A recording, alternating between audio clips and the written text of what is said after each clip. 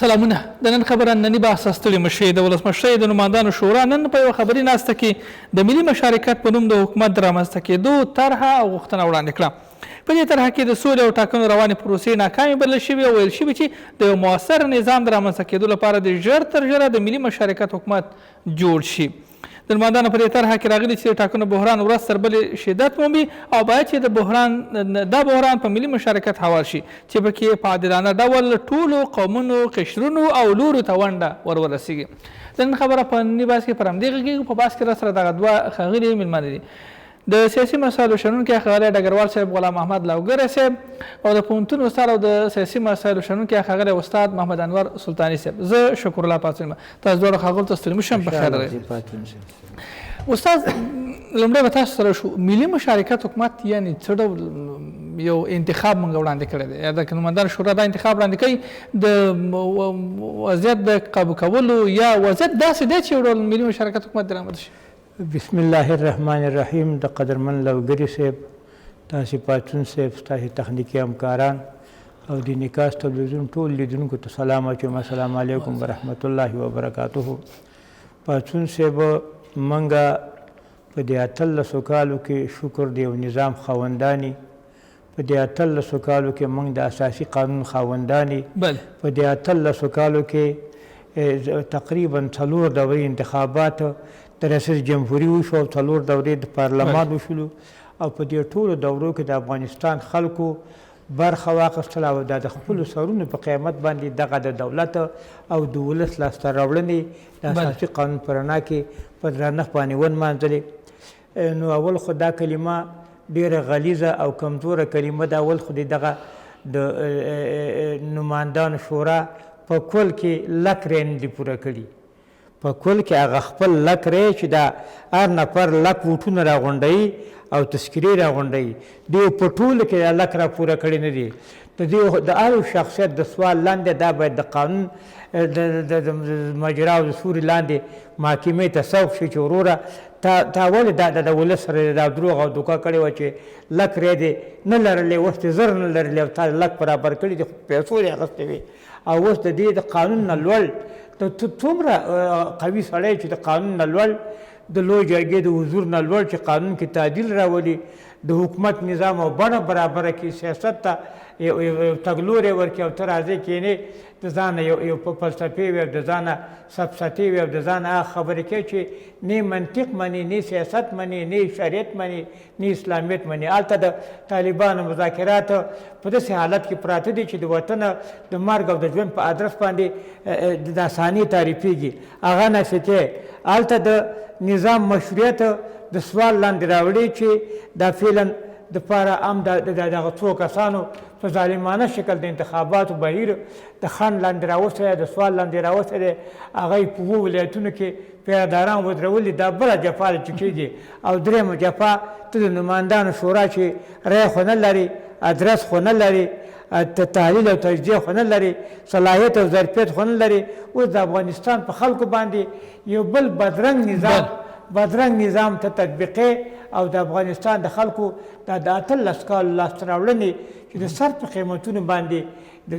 2000 لومړي کال نه را په دې پلو کړي دي او دا 4 حکومتونه تجربه کړه. یو حکومت یې موقت تجربه کړه، انتقالي ادارې تجربه کړه، 4 منتخب نظامونه تجربه کړه او ته بیا موږ 0 نقطې ته به چې 0 نقطه کې به تعجب ولې ورته 0 نقطه یو څنګه موږ 0 نقطې ته دا په دې ویل چې د سر نه د سرونه باید چې چلیپا شي، د سر نه باید د هزارګانو نماینده او تاجکو نماینده او د پښتنو نماینده او ازبکو نماینده مشارکت ملي په نامه سره راغونډ شو، حکومت جوړ کړي. بیا ملوک طوایفۍ ته، قمندان سالارۍ ته، جنګ سالارۍ ته او تنظیم سالارۍ ته او غوبل سالارۍ ته زمینه برابره کړي. دا طرحه یوه ماشومانه طرحه ده، یوه بې منطقه طرحه ده، یوه وړه طرحه ده. د افغانستان د سیاست، د افغانستان د 18 کالو لاسته راوړنو څخه ډېره ټیټه طرحه ده. دا نو سره ولس مني نه د افغانستان دوی ممکن دا استدلال وکړي چې همدغه طرحه ممکن د افغانستان د 13 کلنې لاسته راوړنې وساتلی شي. دوی وایي چې وضعیت بحراني دی، د بحران د وتلو لپاره یوازینۍ لاره همدا ده. نه، اول خو قانون اساسي موضوع د لپاره د اعتبار وړ دی.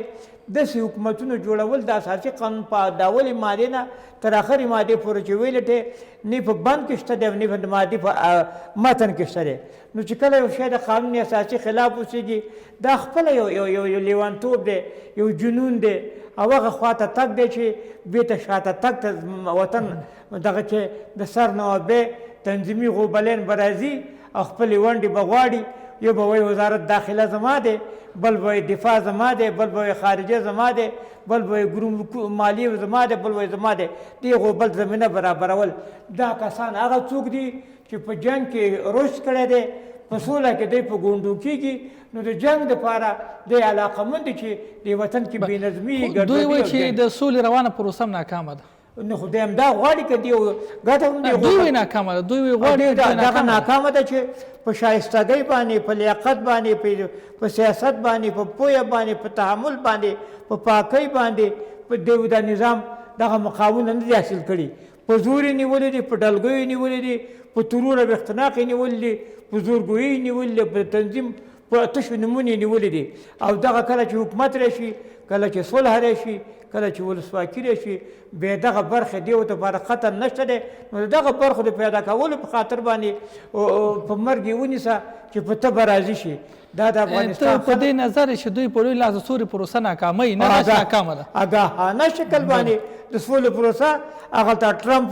یو څو ورځې مخکې باګرام ته راغلی و، هغې دوباره ویل چې موږ د طالبانو سره خبرې شروع کړي دي. دا یو ښه زیری دی. حکومت هم خپل استازی برابر کړی دی. هیله مند یم چې په دغه جمعه کې انتخاباتو کمیسونه هغه نومان اعلان کړي. نو د یو قوي موضوع نه که د افغانستان سیاست او حکومت مطرح شي، ولس مطرح دی. چې ولس مطرح شو، اقتصاد مطرح دی. او چې اقتصاد مطرح شو، امنیت مطرح دی، مشکل حلیږي. دا هغه ډاکوان او هغه قوطا طریق دی چې په دې 20 کالو کې نه 40 کالو کې د دې وطن سره رنګارنګ جفاګانې کړي دي، رنګارنګ نقصې یې ورکړي دي. د توطیې او دستونه د خلکو بل کار نه. بله، دوی د ټاکنو پروسه هم ناکامه ګڼلې ده. مثلا ټاکنو پروسه په کومه برخه کې د ناکامۍ له نوم سره موږ پاڅون صاحب ټاکنو پروسه 9 میلیونه کسانو بوټ اخیستی و، کاټ یې اخیستی و. دا چې نامنۍ وي، دا چې جګړه وه، تقریبا 20 لکو کسانو برخه واخیستله. 20 لکو کسانو کې تقریبا 12 لکو کسانو رای پاکې دي. د 11 لکو کسانو که د ډاکټر عبدالله رای اضافه وه زموږ رای جمهور دی، او که د ډاکټر اشرف غني اضافه وه زموږ رای جمهور دی. نو په دې هکله باندې موږ د انتخاباتو په کمیسیون باندې چې تر دې دمه یې څه کړي دي، د بایومټریک په ادرس باندې ګام په ګام صحیح روان دی. کومې موانع چې جوړوي دا د ټاکنو د کمیسیون استازي هلته توطیې کوي، دسیسې کوي، سبوتاژونه کوي، دغه سیستم مختلوي تر څو دا نتایج بحران ته لاړ شي او ګډوډۍ ته لاړ شي. ګډوډۍ کې خو د دې یو خیر دی، حتما یې وزارت ورسېږي. نو موږ دغه وزارتونه د افغانستان د خلکو په ادرس باندې چاته په قمار کې نه ورکوو. دا زموږ وطن دی، نه اشرف غني ته ورکوو، نه عبدالله ته ورکوو، او نه حکمتیار او نه بل ته ورکوو چې په ګډوډۍ د زموږ سرنوشت تعین کړي. 40 کاله نو کوم ظلم کړی دی دغه موږ در بخلي، ځکه در بخلي دي چې موږ د قانوني محاکمې حق نه لرو. که د حقوق بشر او نړیوالو محکمو په حساب هغه دروازې ستاسې په ادرس خلاصې شي، بیل بیل د محاکمې وړ یاستئ. د 50 کال د خلکو نه نیولې د جهاد د دې مازدیګره پورې او د نن ماښامه پورې چې کوم غوبلین په دې وطن کې دي، دا باید د افغانستان بیل بیل پرته ځواب ورکړي. تشکر. من نقشه لوتې ښاغلی لوګری صاحب، ستاسې خپل نظر څه دی؟ ملي مشارکت حکومت څومره کامیاب دی، غوښتنه یې څومره پر ځای ده، او که نه لا هم وضعیت بحران ته وړي؟ بسم الله الرحمن الرحیم. قدرمن استاد ته، پاڅون صاحب تاسې او ټولو هیوادوالو ته احترامات وړاندې کوم. زه باید دونه عرض کوم چې په دا یوه لاس کې ټوپک او په بل لاس کې د کاغذ نیول، دا دواړه د امکان وړ نه دي. دغه نمایندان تاسې پیژنئ چې دی تر څه وخته پورې چې د کوتکمارۍ نه استفاده کېدله، دی کوتکماري وکاروله او ځان یې په دې نامه چې یاره نړۍ ولسواکي غواړي دلته، اوس یې د ولسواکۍ په لیست کې ځان برابر کړی دی. خو دا دی د ولسواکۍ نه لري. ولسواکي د خلکو حکومت دی په خلکو باندې، د خلکو دپاره حکومت دی، د خلکو دپاره د حقوقو برابرول دي، د ازادیو برابرول دي. دی د په خپل ځان کې دا وګوري چې په واقعي ډول دی د خلکو حقوق او ازادیو ته ژمن دي که نه. ولسواکي د قانون په وړاندې برابري ده. راځئ چې په دې ټولنه کې پام وکړو، یو څېړنه او ریسرچ ته ضرورت دی چې دی د قانون په وړاندې چې دا موږ به قانون ته برابر دی قانون ته برابر دي که نه. د قضا په وړاندې برابري ده چې دی قانون ته برابر دي که نه، قضا ته دی برابر دي که نه. د تاوان په حساب باید دی تاوان ورکړي. دی هر یو 400 لکه روپۍ والي د بیل قرضداري دي، د برق د بیل قرضداري دي. بیل موږ ورکوو دی نه ورکوي. دغه واړه واړه مثالونه دي. همداسې د خلکو حاکمیت دی. دی د خلکو حاکمیت شو دلته چې هر څوک رئیس جمهور هغه نه باید متابعت وشي. دی رئیس جمهور مني، کله یې مخکې منلی نه دی منلی. یعنې دا ټول هغه څه دی په څنګ د دې کې دی ولسواکي تجربه کونه ده. تجربه کونه موږ یې تجربې کړي، خو دی د دې تجربو نه هېڅ هم نه دی اخیستی. ولسواکي په ډله ییز ځواک باندې باور دی. دی تاسو قضاوت وکړئ چې دی باندې دا ټولنه باور کوي که نه کوي. ولسواکي په پرمختللي مدنیت باندې باور دی. تاسو فکر وکړئ چې دی مدنیت پیژني که نه، دی دغه چاپېریال پیژني که نه، دی ولسونو سره رابطه لري که نه لري. دا یو شي سره هم دی اړیکه نه لري. علت یې چیرې دی چې د کاغذ نه استفاده کول، کله چې ټوپک نه استفاده وکړه ویې کړله. یو مثال زه وایم، دی وایي چې د ټاکنو پروسه ناکامه ده. ولې ناکامه ده؟ که چېرته ټاکنې کامیاب شي تاسو باور ولرئ چې دلته به یو منظم حکومت په رامنځته شي، او د منظم حکومت په رامنځته کېدو کې به د تصمیم نیونې قدرت زیات شي. څوک چې تصمیم نیونې قدرت لري هغه د انعطاف کولو قدرت هم پیدا کوي. مثلا موږ د طالبانو سره د سولې هغه هم دا خوښه لري چې طالبان هم دلته د دې هېواد ته سوله راشي، او موږ هم خوښه لرو. خو دا یو منظم او قوي حکومت ته ضرورت لري. دغه زورواکان او دغه ټوپکماران نه پرېږدي چې دلته یو داسې حکومت رامنځته شي چې هغه د تصمیم نیونې قدرت ولري او افغانان سره متحد شي. په څنګ د دې کې د ټاکنو پروسه دی وایي چې ټاکنو پروسه ناکامه ده. ولې ناکامه ده؟ په ټاکنو کې ملت خپله اراده تمثیل کړې ده. دا که ملت لږ و که ډېر و، خو دا ملت خپله اراده تمثیل کړې ده. راځئ قضاوت دلته وکړو. دلته خلک وایي چې 18 لکه رایې دي، 18 لکه رایې. دی 18-14 نمایندګانو. راځئ دی نه پوښتنه وکړو تا دا 1 لک تذکیرې د کومه کړې چې دا 18 لکه رایې دي، نو تا د 18 لکه تذکیرې دا خو تاسو پوره کړل. په څنګ دغه رایې چې دی اخیستې دي، دغه 1 لک او 1 لک نه کمې رایې چې اخیستې دي، دا ملت نه لیونی دی او نه باصاب، یوازې یرغمل دی. دا ملت په دې قانع دی چې دغه رایې حقیقي نه دي، او څوک چې حقیقي رایې وانخلي هغه به کله دغسې د مشارکت په نامه رامخته کېږي. چې مشارکت موږ تجربه کړی دی. موږ مخکینی انتقالي دوره موږ تجربه کړه. دغه اوس د کرزي صاحب دوره هغه خو داسې یوه دوره وه چې کرزي صاحب چې څه د وسې وشو، او دا اوس هم له لګی دی. دا اوس هم چې کرزي صاحب کومې طرحې وړاندې کوي، لیونۍ طرحې، کرزي صاحب طرحې یوازې د دې وطن د ورانۍ دپاره دي، د جوړولو دپاره تر اوسه پورې هغه په تصمیم کې شوی دی. موږ تاسې ګډ حکومت ولید، تجربه هم مشارکت همکارۍ ته وایي، مشارکت مرستې ته وایي. کله چې د مشارکت نوم اخلو دلته به د سیاسي فعالیت نوم اخلو. سیاسي فعالیت د ټولو فعالیتونو مجموعه ده چې د حاکمیت بهیر ته شکل ورکوي. ته فکر وکړه دا خلک د حاکمیت بهیر ته شکل ورکوی شي، خو ټوپک یې لاس کې دی، ټوپک نه کار واخیسته. یوه خبره ډېره مهمه مسله ده چې هغه دا ده چې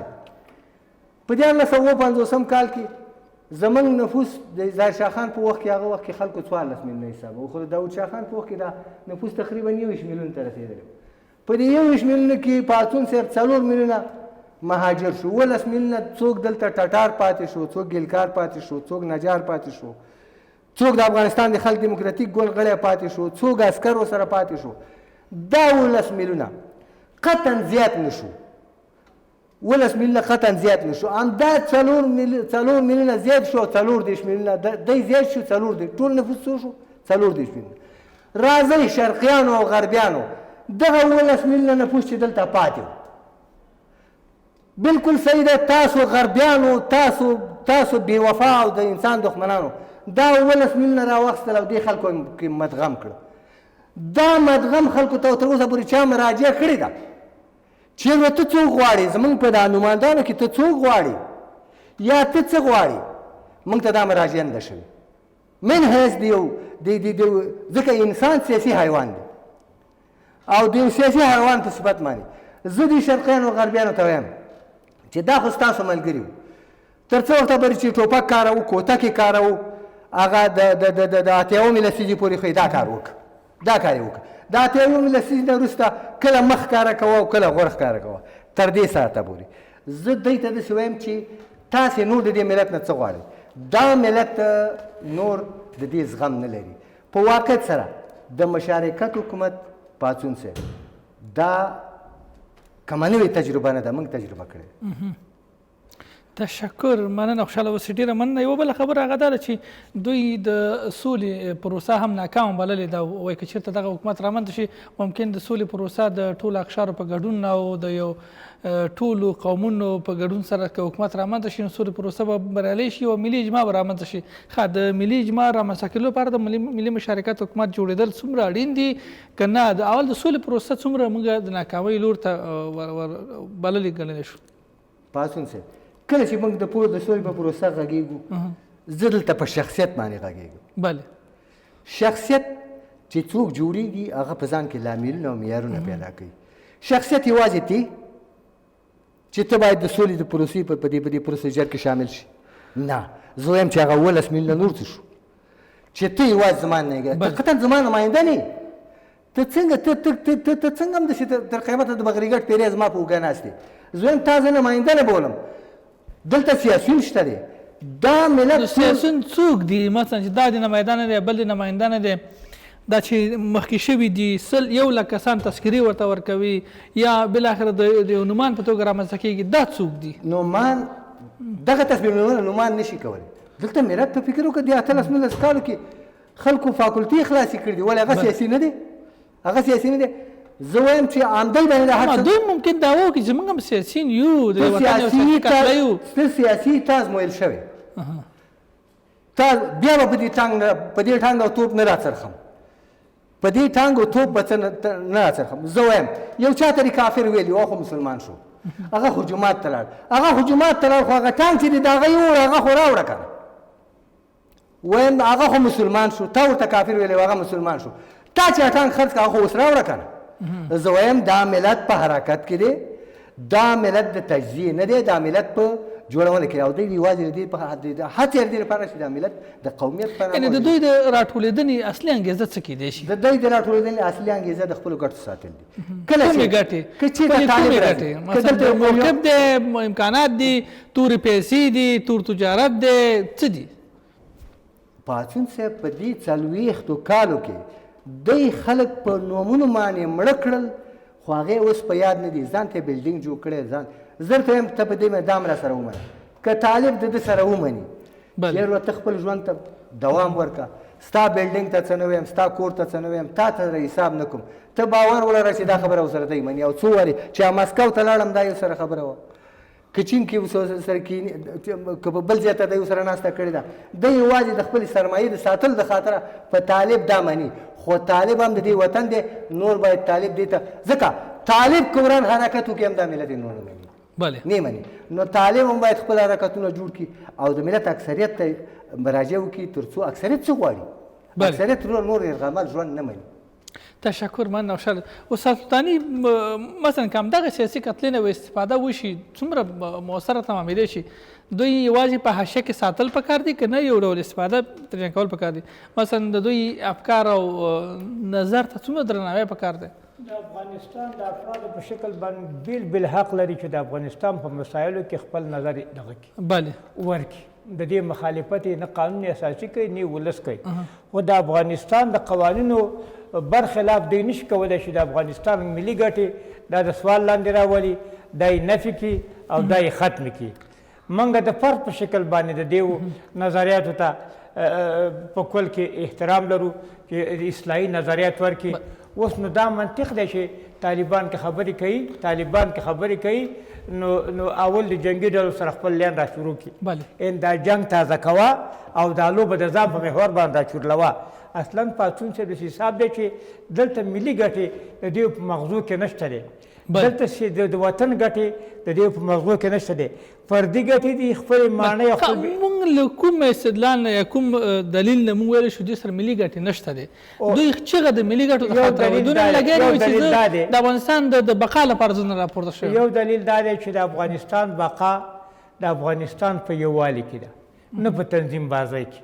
دوی تنظیم بازي غواړي او دوی تنظیم بازي غواړي، ملکوت طایفي غواړي، خاص امتیازات غواړي، داسې ژوند غواړي چې زه د صلاحیت ولرم، زه د امتیازات واخلم او مسؤلیت دې نه لرم. دا په حقیقت کې یو بل ماډل شاهي سیاستونه دي چې د دې مغزونو کې پراته دي او د افغانستان دغه ټول حالت ځان ته میراث کړي چې دا موږ د دې واکداران دي. اصلا د افغانستان بیل فرد له ښځې نه تر نره له ماشومه تر سپینګري د دې وطن وارثین دي، د دې وطن واکداران دي. دغه تا سره ناست بیرون ناست دا د دې هم د دې وطن یوه برخه ده، هغه چې هر کې ناست هغه هم د دې وطن یوه برخه ده. موږ د افغانستان ګټې د افغانستان په ملي منافعو، د افغانستان دپاره پروغ سیاست، د افغانستان دپاره په ښه اقتصاد، د افغانستان دپاره د کار اهل کار په سیاست باندې، د افغانستان دپاره د ټولو قومونو د یووالي او هماهنګۍ په خاطر باندې، نه دا چې د افغانیت او د اسلامیت په خلاف باندې قومي ډلګۍ تنظیمي ډلګۍ دا مطرح شي. دوی په دغه ملي یووالي کې ګټه نه ګوري، په مشارکتونو ګټه ګوري. دوی په دې سهامي شرکتونو کې رالوبېدلي دي، غټ شوي دي، ماړه شوي دي، خېټور شوي دي، نو هغه خوندونه ورسره دي. هر یو ته بیل دا اوسنی نظام چې ګوري دا د دې اتو تنظیمي ډلګیو په مابین کې په منظم ډول تقسیم دي. بله، اما دې کې داسې کسان شته چې تنظیمي نه دي، چې هغه نمایندان دي مشخص یو ټیم مطرح وکړي تنظیمي نه دي. په دیو کې به 2 او 3 تنظیمونه نه وي، نور تنظیم پورې په شکل د اشکالو ارتباطات لري. ګوره استاد یو اړیکه ده، سمه ده، که تورستان دی او که بل دی، که تورستان دی او که پدرام دی، بله دا خپله یو تنظیم دی. بله دا د شورای نظار آزادي، دا د کوجا او د سزا آزادي، دا د سیستم ملي آزادي، دا پراته دي دا په شکل د اشکالو د دغه حلقې په جمعیت پورې ارتباط لري. یو ارتباط دی استاد، مثلا اړیکه ټول ممکن د ټول دا څه چې نن معترضین دي یو کنفرانس ورکوي راجمع کېږي په شکل د اشکالو، ستا خبره چې یو تنظیم سره یو اړیکه ولري یا خواخوږي ورسره ولري، اما مطلقا د یو تنظیم او یو حزب له ادرسه یا د هغه دفاع ته نه دي ولاړ. دغه د اتو تنظیمونو مربوط خلک دي که نه؟ یعنې دوی مطلقا ویلی شو خلک دي همدغه تنظیمونو د ګټو لپاره د حزب اسلامي خلک دي یوه، د جمعیت دي 2، د محاذ دي 3، د اتحاد دي 4، دغه دي د شیعاګانو د پارټۍ دي 5، دا د افغان ملت والا دي. دغه ټول همدغه تنظیمي غوبلین دي چې په دې لوبه کې پراته دي. او فدرال ډلې هم هغه اقمار دي چې هغه د سیمې هېوادونو د دې ګیم ته راهڅولي دي چې د هغې نه په استخباراتي ډګرونو کې د دې لوبې په خاطر باندې یوه نفع پورته کړي. اصلا دې یو سره هم ملي نظر نشته، بله دې یو سره هم د افغانستان د یووالي نظر نشته دی، افغانستان د بحران نه د ایستلو نظر ورسره نشته دی، بله د ملي وحدت نظر نشته دی.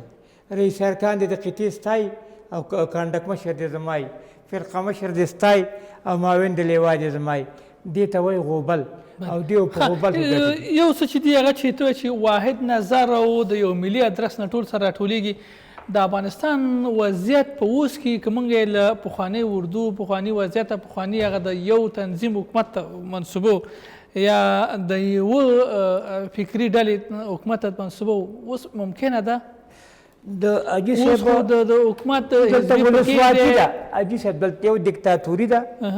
دیکتاتوري او یو ولسواکي ده. د داود خان حکومت دیکتاتوري و، د خلقین حکومت دیکتاتوري و، د نجیب الله حکومت دیکتاتوري و، او دا نور هغې نه اپل او غوبل او دا اوس د ولسواکۍ په ادرس باندې خلکو ووټ استعمال کړ چې ووټ استعمال شو دې کې نه تنظیمي اثرات د کارځای د که چا تنظیم کړو 2 دورې پاچاهي وکړه خلکو رایه ورکړه نوشي جانې اشرف غني د چا تنظیم کړي خو کوم حزب خو نه لري ولس رایه ورکړه دې ته د ولسواکۍ کړکۍ وایي دا د ولسواکۍ کړکۍ دا افغان شموله تعریف لري د ټولو افغانانو دپاره یو ادرس دی خو که یو حزب اسلامي راځي خلق ډیموکراتیک راځي جمعیت راځي محاذ راځي هغه به د دکتي حکومت دی هغه به د ولس په ادرس باندې یا جمعیت راځي نه تعریفېږي نو موږ دغسې تنظیمي حکومتونو ته په دې هیواد کې نه ځای ورکوو نه تعریفولی شو ځکه دا هیواد د هغه علاجۍ نه راوتلی دی تباه برباد دی نور د دې هیواد په وجود کې هېڅ شی نه دي پاتې ته اوس فکر وکړه چې یو ستړی حالت دی او دا خلک نور مځپوي حل لاره څه ده حل لاره دا ده چې د افغانستان ځوان قشر د افغانستان علما د افغانستان سیاسیون د افغانستان استادان د پوهنتون د افغانستان خویندې او د افغانستان اهل خبره دا د یو داسې یو میکانیزم په جوړولو باندې دغه وکړي یو فشار په حکومت راولي یو فشار په دې غوبالیانو باندې راولي او یو فشار په طالبانو راولي او یو فشار په ملل متحد او امریکې راولي چې د افغانستان دغه دپاره د جوړښت دپاره دغه ملي برنامه ده دغه ادرس دی دغه طرحه دی په دې کې د ولس نماینده اوس مثال راوړمه چې په 400 ولسوالۍ د افغانستان د مثال 100 ولسوالۍ طالبانو سره دي نو زه پیشنهاد کوم چې د 100 ولسوالیو نه د طالبان 3 کسان علما اهل خبره او هوښیار خلک رامعرفي کړي ملل متحد چوکاټ کې دا باقي مانده 300 ولسوالۍ چې د حکومت په چوکاټ کې ناهي دي دوی د 3 نفره د ملل متحد په چوکاټ کې د اهل خبره دغه کې دا 2 ګروپه شو یو ګروپ د دغه کسانو شو او یو ګروپ د ملل متحد شو دوی د افغانستان د راتلونکي په خاطر باندې د دې انتخاباتو د نتایجو نه وروسته چې یو قوي حکومت راشي او هغه د حکومت له ادرسه خبرې وکړي داسې یو سیستم چې راجوړ شي بیا به هغه رنګ ملي رنګ وي هغه به یو ملي مشارکت وي هغه به یو ملي سیاست وي دا به یې د حل لاره تشکر مننه خوشحاله اوسئ ښاغلی لوګری صاحب ستاسو په نظر بالاخره حل لاره څه ده پاڅون صاحب په دې باندې خو ټول قانع یو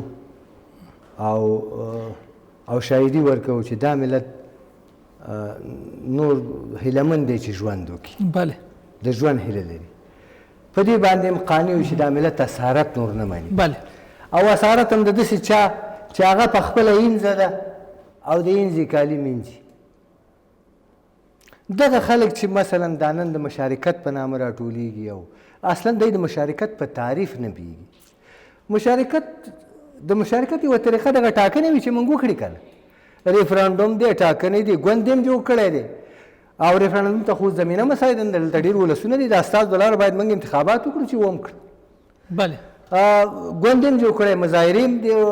دغسې مظاهرې هم کوي شیشې هم ماتې د قومیت او ژبې د دې خبرو نه هم استفاده کوي دا ټولې خبرې موږ که په واقعي شکل باندې ته په دیموکراسۍ باور ولري او اوس د هغه د شړۍ لاندې د کوتک نه یې نیولې که د شړۍ لاندې سره کوتک نه نو ته که په ولسواکۍ باور ولري نو ټاکنې دې کړي دي ټاکنې دې کړي دي دا که د ملت ډېرو خلکو اشتراک کړی دی که لږو خلکو اشتراک کړی دی خو هغې خپله اراده تمثیل کړې ده او زموږ پام باید ټول د ټاکنو پایلو ته ورسي بله او په دې باندې خو باور ولره چې دا ملت نور اینځې نه مني بله چې د هغې سره اوسېږي او د هغه کالي ومینځي دا ملت سوله غواړي دا ملت داسې سوله غواړي چې هغه سوله په شرافت کې او یو ځل بیا دا ملت یرغمل نشي او بیا د اسارت خواته لاړ نشي معلومه خبره ده که څوک انکار کوي چې ما دا ملت د اسارت خواته بیولی نه دی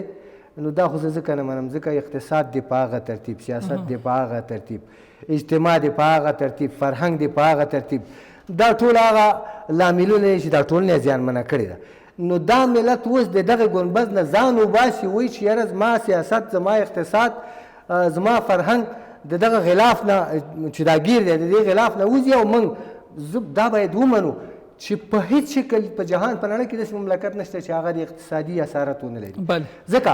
نړۍ په ارتباط کې ده یو د بل سره اړیکې لري اقتصادي اسارت شته دی خو د خلاصون لارې خلک لټوي د ګټې لارې لټوي چې یاره موږ باید ډېره ګټه وکړو لکه د موږ نه چې خلک ګټه کوي او موږ د ګټې دپاره لار نه لرو دا ملت سوله غواړي خو سوله په شرافت کې او داسې سوله چې موږ یو ځل بیا د یرغل ښکار نه شو دا ملت په دې ملت کې پاڅون صاحب یو شمېر رسانه شته دی چې تاسو به بېګام لیدلي او بله شپه هم تاسو لیدلي چې دا رسنۍ د خارجي دښمنانو یا زموږ د ګاونډیانو مستقیما د هغوی د فرهنګي یرغل سره تماس لري دا 2 شپې تاسې وګورئ چې داسې موضوعات دلته نشر کیږي په دې رسنیو کې چې هغه کاملا د دې ملت د نابودۍ لپاره دي نو زما تقاضا د رسنیو نه دا ده چې د دې ملت د توحید او یووالي لپاره که هغه په مخالف لوري کې او یا دغه د دولت په سطح دي د دې ملت د توحید او یووالي لپاره دغه رسنۍ باید قوي او چټک ګامونه واخلي په څنګ د دې کې دلته خلک وایي چې یاره موږ د ملي ګټو ساتونکي او موږ ملي ګټو ته ژمن یو اول زه دا وایم چې ته ملي ګټې ځان ته تعریف باندې پوهېږي که نه ملي ګټې خو هغو ګټو ته وایي چې هغه د ټول هیواد لاسرسی وتره د ټول هیواد د خلکو لاسرسی ورسره وسي ټول هیواد ولسونه ترې استفاده وکولی شي ته خدای او سته دې ګریوان کې دا خپل سر کته که چې تا په دې 40 کلن دوران کې څه شی وکړل او یا بیا دغه 30 کلن دوران کې تا څه کړي ته د بخلو یې تشکر مننه خوشحاله اوسئ ډېره مننه د سیاسي مسایلو شنونکی ښاغلی ډګروال صاحب غلام محمد لوګری صاحب د ننګرهار پوهنتون پخوانی استاد او د سیاسي مسایلو شنونکی ښاغلی استاد محمد انور سلطاني صاحب له دواړو ښاغلیو نړۍ مننه کور مو آباد چې راغلی باسې مو ګډون وکړ تشکر خوشحاله اوسئ د انعکاس راډیو ټلویزیون قدرمنو لیدونکو او خوږو اورېدونکو نننی بحث همدلته پای ته رسېږي الله مو ولشه